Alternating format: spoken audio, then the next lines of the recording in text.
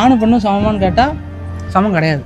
எப்படி சொல்லுவாங்கன்னா, அதை வந்து ரொம்ப வருஷமாக நீ வந்து என்ன ஆம்பளையா பொம்பளை மாதிரி நடந்துக்கோ அப்படி சொல்லுவாங்க. அது அப்படி இல்லை, நம்மளோட கூட தான் அவங்க. ஏன்னா சமம் கிடையாதுன்னு எப்படி சொல்லுவாங்க அப்படின்னா, பீரியட்ஸ் பெயின் வந்து நம்மளால் தாங்கவே முடியாதான். அந்த பீரியட்ஸ் பெயின் வர்ற அந்த சைக்கிள் வந்து நமக்கு வந்து ஆக்சுவலாக அது இல்லை. ஒருவேளை இருந்துருச்சு அப்படின்னா நம்மளால் தாங்கவே முடியாது.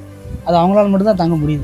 அந்த ரீல்ஸ் எல்லாம் வந்து காட்டுவாங்கல்ல, மேனுவலாக அந்த வலியை வந்து கிரியேட் பண்ணி அதை வந்து பசங்களோட வயிற்றுல அடி வயிற்றுல வச்சு வலியை கிரியேட் பண்ணுறாங்க. பார்த்தேன், ஒரு பட்டன் வச்சு அமுக்குறாங்க. அவங்களால தாங்க முடியல. அது வந்து ரொம்ப ஃபுல் வலியும் கொடுக்கல.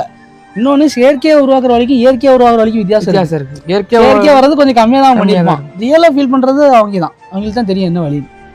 ஸோ நம்ம வந்து அதெல்லாம் நமக்கு இன்னும் நம்மளாம் அனுபவிக்கவே இல்லையா. ஏன் பொண்டாட்டியே கேளு, நார்மல் டெலிவரிக்கு உண்டான பெயினையும் அனுபவிச்சா, சி செக்ஷன் பெயினை இப்போ வரைக்கும் அனுபவிச்சுக்கிட்டு தான் இருக்கா. எங்களுக்காடா முதுகுல எவ்வளோ பெரிய ஊசி வச்சு குத்திட்டாங்கங்க. என்னாலாம் தாங்க முடியுமா அந்த வலியை? நாளை பிள்ளைகளை வயிற்றுலேயே வச்சுக்கிட்டு ஓடிடுவேன். அவள் தாங்கி நிற்கா.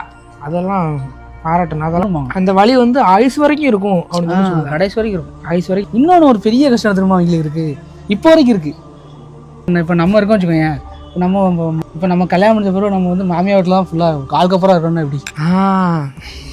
ஆனால் ரொம்ப வீட்டில் செல்லமாக வளர்ந்த பிள்ளை டக்குன்னு கட் பண்ணால் ஒரு ஸ்ட்ரிக்டான ஃபேமிலி போய் மாட்டிவிடும்.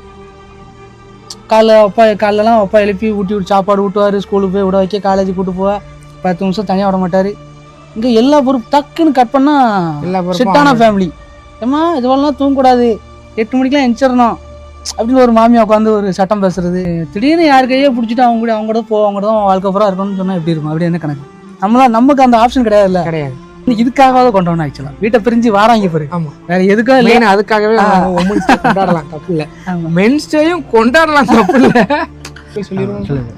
இனிய அனைவருக்கும் இனிய மகளிர் தின வாழ்த்துக்கள். என்னோட ஃபேமிலி, என்னோட சிஸ்டர்ஸ் எல்லாரும், அக்கா, தங்கச்சி,